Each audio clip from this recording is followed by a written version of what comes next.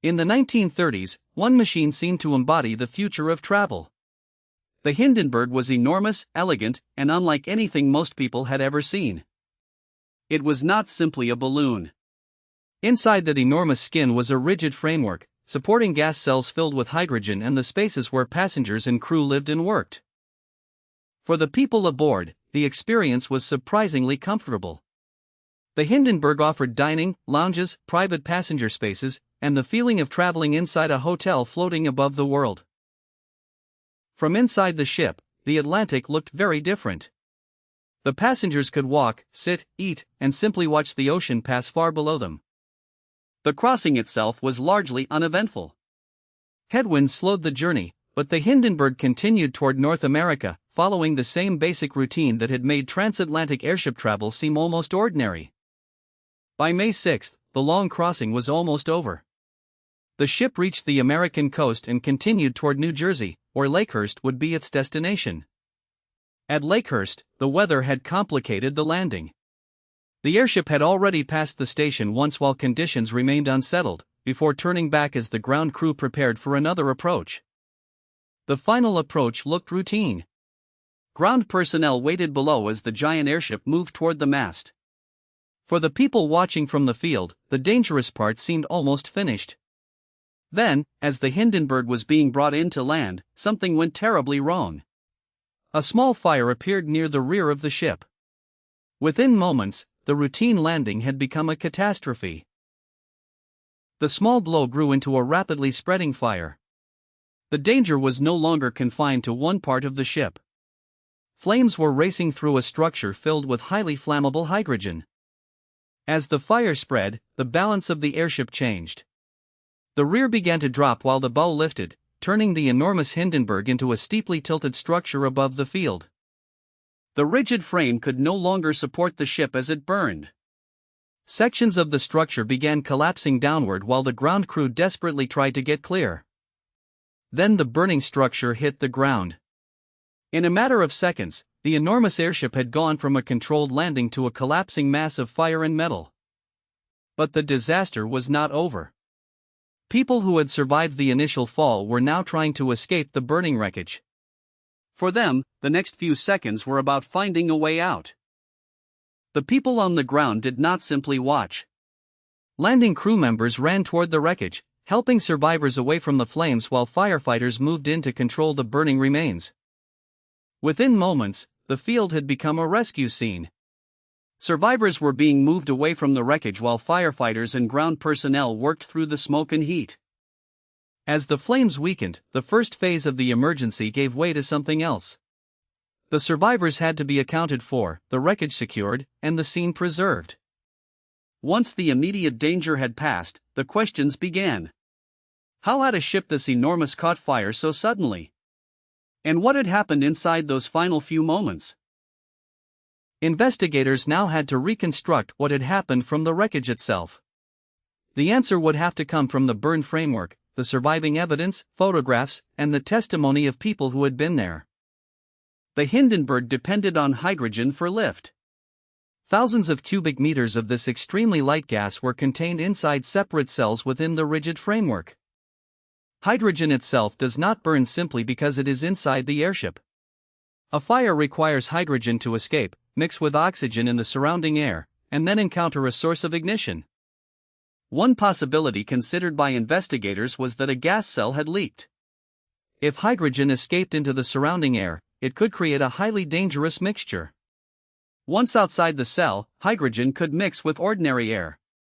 That mixture would create the condition needed for combustion, but one more element was still required: an ignition source.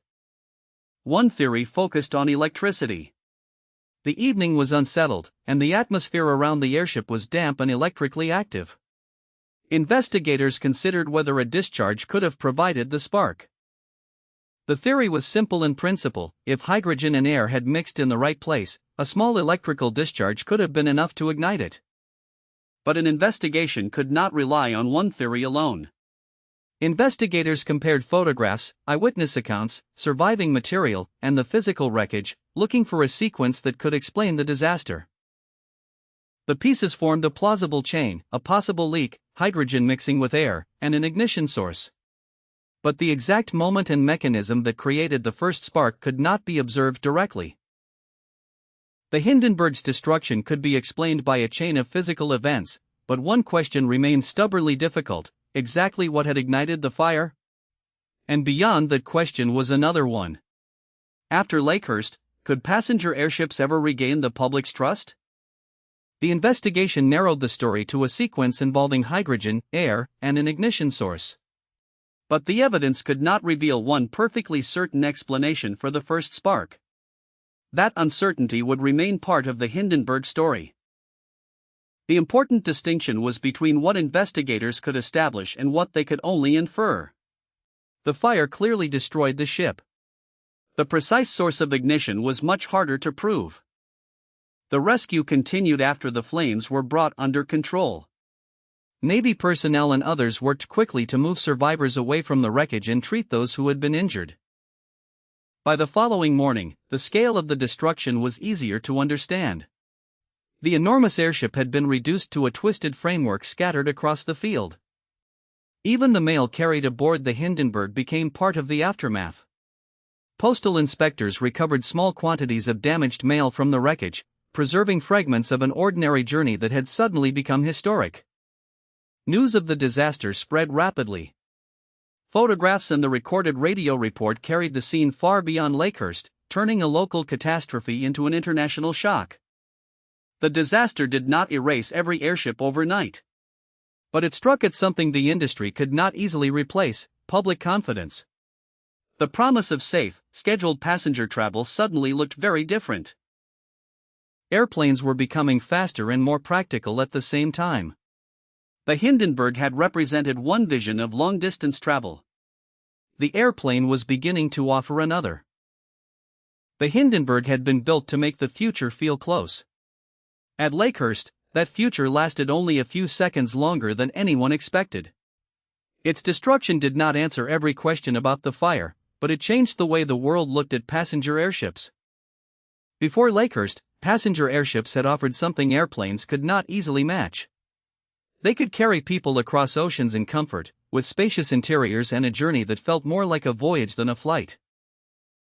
The appeal was not only speed. Passengers could move around inside the cabin, eat meals, look through large windows, and experience a level of space that early airplanes could not provide. But the same qualities that made airships comfortable also limited them. They were enormous, relatively slow, and highly dependent on weather and specialized ground infrastructure. Landing a giant airship was also a complicated operation. Weather, wind, ground crews, mooring equipment, and the size of the vessel all had to cooperate. Behind every passenger flight was an entire support system: giant hangars, specialized equipment, trained ground crews, and enormous spaces where these vessels could be handled safely. Airplanes had disadvantages of their own, but their smaller size and growing speed gave them an important advantage. Their infrastructure was becoming easier to build and easier to operate. As aircraft became faster and more capable, the balance between the two technologies began to shift. The airplane did not need to be perfect. It only needed to become good enough. At Lakehurst, the enormous promise of passenger airships had become inseparable from the image of the burning Hindenburg. The disaster was not the only challenge facing the technology, but it became the moment the public could not forget. The future of long-distance passenger travel was moving elsewhere.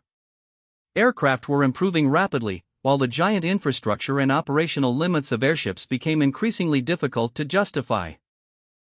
The disaster was witnessed, photographed, and reported almost immediately.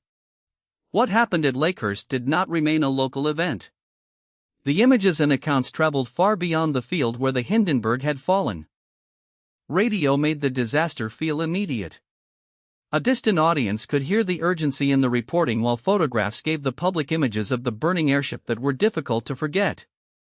Within hours, newspapers were turning the disaster into photographs and printed reports. The Hindenburg was no longer simply an airship. It had become an image seen by millions of people who had never stood near one.